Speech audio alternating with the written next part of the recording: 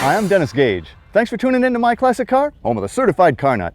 Well, this week we're in Salina, Kansas to visit once again with my good buddy Roger Morrison. Now, Roger's got some really cool cars in his collection, but today we're going to focus on a couple different approaches to high performance in the 50s. Now, these two couldn't be more different than night and day, but they both address the same need, the need for speed.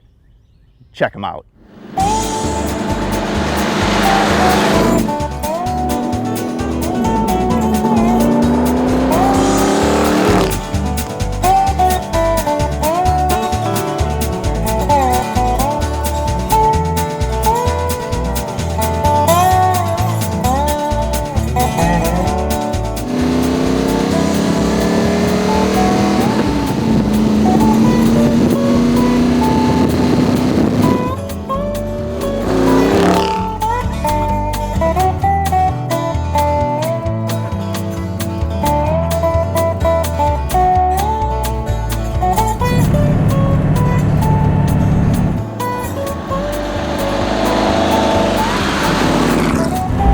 Great feel. I'm having a great time. Roger, great to see you again, man. Thank you. You're always welcome here, Dennis. Well, I appreciate that, and you always pull out such cool cars. And what a great pair here. I mean, performance in the 50s. You start over there, that was top of the line. That came right off the Indianapolis 500 racetrack right to your driveway. But if you didn't have that kind of coin, you might just build yourself something. That's right, one piece at a time. One piece at a time. And that's really what this is. This is a traditional hot rod built back in the day, right? That's right. So this is old school all the way. That's right. It's individual style. Whatever you could afford, whatever you could put together, that's what makes them interesting. This would have been, you know, the best of the best in the hot rod scene back then, 32 Roadster. Yes, that's sort of the icon, and it's still popular today. And very old school, you know, in every respect. I mean, the interior. That's the old Naugahyde, and in fact, it's even got a cigarette burn in the seat, so we just Came left with it that, there. That's right.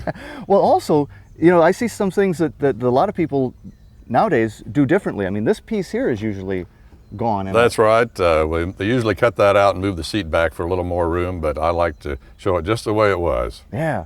And also, I noticed you still even got the fender studs here. That's right. People a lot of times would have a dual-purpose car. They'd race it on the weekends, take the windshield off, the fenders off, race it, and then Sunday night you put it all back together. Put the fenders back on. And does this actually have a rumble system? Yes, it is. Can I open it up? Check it out. Oh, man. So you could even double date in this. That's right. And you look in the rearview mirror and see what your friends are doing. Keep an eye on them. Well, that's so cool. But what really makes this car so special, you know, is the engine. Great flathead, but sitting on top of that. Yes, that's the reason you got the hood off. You want to show off a little bit. But that's a Scott supercharger, and the English translation for that is Supercharger Company of Turin, Italy. Made in Italy, and they made a series of them, different sizes, even as small as for a 750cc engine, up to, in this one's case, is a 4500cc engine, which is appropriate for this particular car. And sitting on top of it? Yes, these traditional Stromberg 97 carburetors. That was almost guaranteed to leak, but you try to keep them clean. And great looking performance heads on there? Eddie Meyer heads, and part of the best thing, if you live outside of California, it says Hollywood on there, so that gives you some real style. Yeah. And over here, what's the... That's the Beehive, that's a nickname for it, is the Beehive oil filter. It's got cooling fins on it so that it cools your oil a little more. Man. And it got a Mallory hot spark coil on it too. But it all looks so cool. Now you found this, I mean, this was built back in... That's right, in the late 50s. And you found it and you pretty much put it back all the way it was. Yes, all the components were here. Just tidied it up, tuned it up. It was Tommy Fitzgerald's car. A lot of these cars have names of the person who originally put them together. And this was Tommy's car. No Mustang 2 front end on this baby? No, this is all the traditional Ford suspension, and I think it rides surprisingly well. You get a few bumps, but I like to experience the car in the spirit of how they were built, when they were built. You want to feel the 50s. That's right. What do you say we feel the 50s right now? Hey, what a good excuse. All right, let's go. Welcome back to My Classic Car.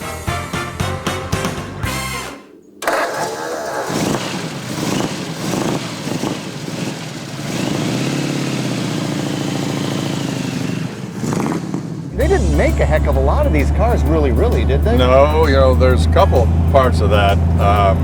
They got started, the 32 Fords got started late, almost in spring when they came out, and they made in round numbers, 250,000 32 Fords, which was 1/3 of the Model A Fords that they'd made the previous year in 1931. So that's not nearly as many. No, and then when the Roadsters, that was 4% of production. So there's just about 11,000 original 32 Ford Roadsters built. Well, you see a lot more of them than that today, don't you? Well, thanks to fiberglass and modern engineering, that's right.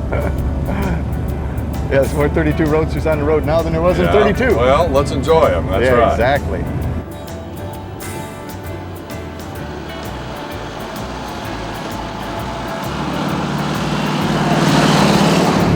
So this would be considered a highboy, right? That's right. The body is on the chassis where it left the factory. So it's not channeled or sectioned or dropped in any way? The only difference is this windshield is cut down about 2 inches. Like right about where my eyes are. Yeah, that's right. Now you were saying this has got a 3-speed transmission, 39 transmission. That's right. But with Zephyr gears. Yes, that was a popular thing to do, to put the Lincoln Zephyr gears in. It gives you a little taller first gear, a little closer ratio from first gear to second gear. And it makes a difference in the driving, and it's also just something they could do. The gears were a little stronger as well. You can hear that whistle of the supercharger. Just that little bit of whine. I like that. Yeah. I like that a lot. And she shifts real nice. I mean, would that have been a 32 Ford shifter, or? No, actually, this is 39. Is it? Yeah, and then just a little stronger box, and that was popular to put this 39 transmission. But how about the lever itself? That's 39 also. Wow. Just got a good feel. Go ahead. And that distinctive flathead sound. Steady mufflers.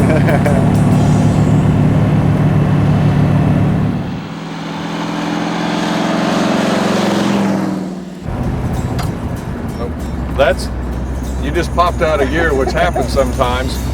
What a lot of the guys would do, they would have a little J hook up under here. To hold it there? And flip it out, and when they get into second gear, especially if they were decelerating, they could just flip that J hook over there and hold it in second gear.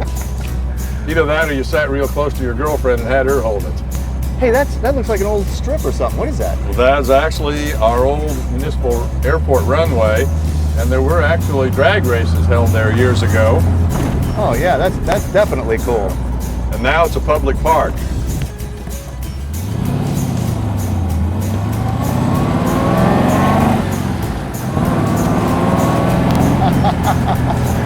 What a feel. I love it. I love it. Next time you need to goose it a little harder. Well, I'm trying to behave myself. It's not easy, Roger. Believe me, in this car, it's not easy.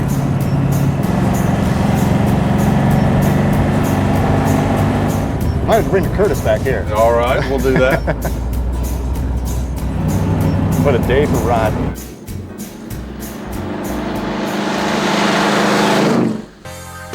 Welcome back to My Classic Car. Roger, that's one cool old hot rod. I had fun. I'm glad we took a ride. So did I. But let's talk race cars, and that's what this baby is. This is a 54 Kurtis 500S, right? That's right, yes. In their advertising, they said this was their Indianapolis race car with fenders and lights. And this was a highly competitive Indianapolis race car in its day, right? The chassis was, not this particular car, but the chassis was, yes. Kurtis cars in the early 50s dominated the Indy 500. They were the outright winner in 50, 51, and 53, second in 52.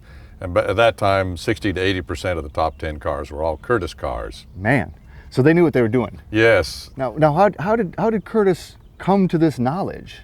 He was just probably a natural-born craftsman, although his father was a blacksmith, as was he. He was an immigrant from Croatia. Wow. And even Frank Kurtis, as a teenager, made a speedster body on a Model T, and then in the 30s he modernized cars with boat tail bodies, then even made a three-wheel car, which became the Davis three-wheeler, and then the last thing I would mention is he made a streamlined car in the late 40s called the Kurtis sports car, which was sold to Madman Muntz, became the Muntz Jet. The Muntz Jet, that's right.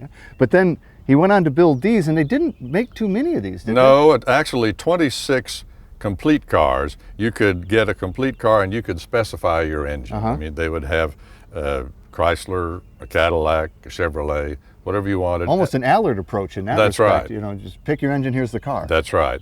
And they made about 60 kits, and you could get anywhere from just the tube frame, and then you could buy the axle, then you could get all the other parts sort of a la carte. Yeah. A la carte. Yeah, there we go. Okay, so is it aluminum? Well, it's a combination. The nose and the hood and the side panels and the underneath are aluminum. Fenders are steel, as are the doors. Okay. And then this complete rear package with the fenders and the rear deck is fiberglass. Wow, that's kind of an interesting blend for the era. Yes, I think to get lightweight and then also to make this complex form, probably easier to make it out of fiberglass at that time. Well, now this was, I mean, nobody else was doing this. This is sort of a pre-Cobra. Yes, it is. By about 10 years. Yes, in fact, somebody said that this tried to be the first true American sports car. In fact, Motor Trend tested one of these in 1953 with a Cadillac engine, 0 to 60, 4.7 seconds. Fastest car that ever tested 0 to 60. That's fast in that era. Yes, that it definitely really is. And it's still, I mean, it's race bred, you can tell. I mean, it's a all business cockpit. Yes, just the Stewart Warner gauges, everything you need to monitor the engine. And speaking of that, so what's running this car around? Is it? Well, this is a small block Chevy. Oh, really? The Kurtises that ran at Pikes Peak Hill Climb in the late 50s had this small block Chevy.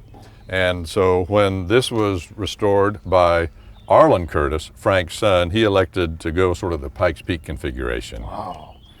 And it's set pretty far back. Yes, too, isn't it? It gives you your 50-50 weight distribution. Nice, nice. And then what is that, 3 deuces up there? Yes, we've got 3 2s on there, and then a Vertex Magneto, headers, pretty wicked cam. It's pretty serious. A car that weighs 2,300 pounds. 2,300 pounds. Well, it's got to be a time machine. And she runs like all your cars run? Oh, definitely. Sissy and I took it on the Quail Rally a couple years ago.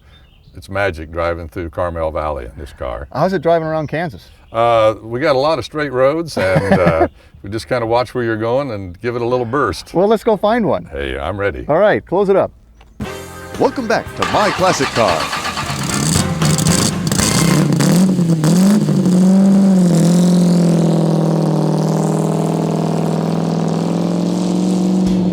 Man, rolling onto this old airstrip was like a step back in time. The Kurtis really does have sort of a 50s IndyCar feel, and this baby sounds so powerful. Should I be wearing a helmet? Oh well, it's go time.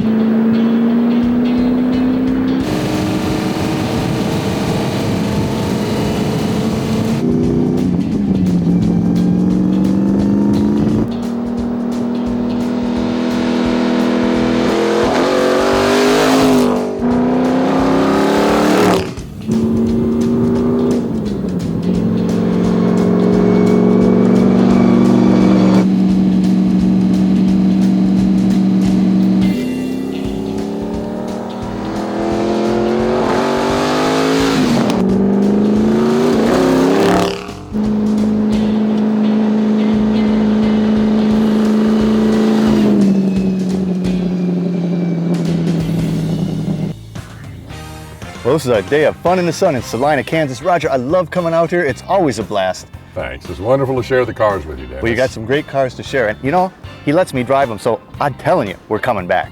So until our next meeting, remember, honor the timeless classics. I'm Dennis Gage. Happy motoring.